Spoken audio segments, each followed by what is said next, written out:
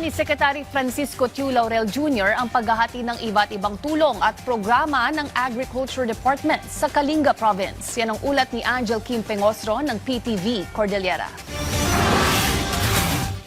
Pinangunahan ni Department of Agriculture Secretary Francisco Chu Laurel Jr.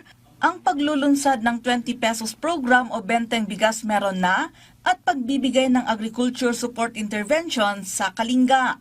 Nagpasalamat si Aling Marites sa naturang programa ng pamahalaan dahil 2 beses siyang naka-avail nito. Mayat magkir, dati sa babayin, nga preso ti bagas na makakantin na nakang preso ma. Binisita rin ni Secretary Laurel ang National Food Authority Duplex Warehouse sa Bulanao, Tabuk City at inassess ang kasalukuyang rice procurement at storage operation sa lalawigan. Bilang suporta sa pag-unlad sa sektor ng bigas, iminungkahi ng kalihim kay Governor Iduba ang pagtatatag ng karagdagang sistema sa pagproseso ng bigas, mechanical dryers at pinalawak na storage facilities sa Bulanao sa susunod na taon. Kabilang ang mga plano sa pagpapalawak ng kapasidad ng bodegas sa Rizal. Ginanap din ang Farmers Dialogue kung saan ibinahagi ng mga lokal na magsasaka ang kanilang concern.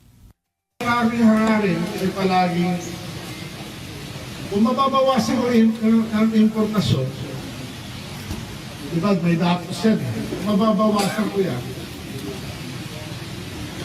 yan yung parang grado ko kung pumapasa pa ako bilang yun yung kahilihin o hindi, diba? So sa onion, ang plano namin by 2028, hindi na natin kailangan mag-import sa onions, diba? Sa bigas, mas mahirap. Ang production natin ng bigas versus consumption, kulang tayo ng 22%. Mahigit 4.6 million pesos ang halaga ng agricultural support interventions ang ipinagkaloob ng DA sa lalawigan kasabay ng agriserbisyo caravan. 21 farmers organization ang tumanggap ng farm machineries gaya ng corn husker sheller, walking type agricultural tractors, coffee pulpers, moisture meters, grass cutter at iba pa.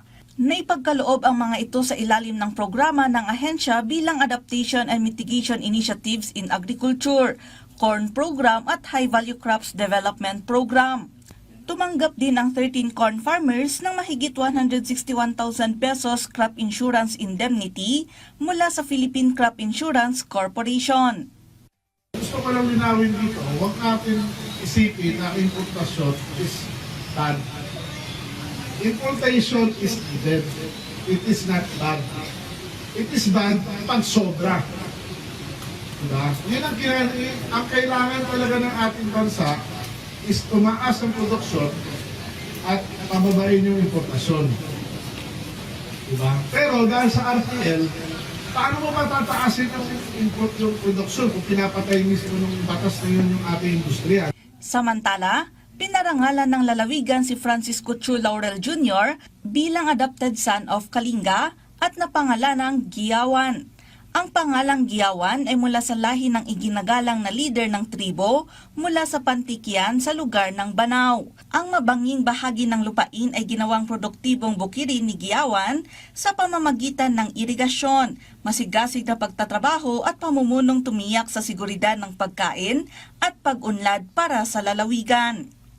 Angel Kim Pengosro para sa Pambansang TV sa Bagong Pilipinas.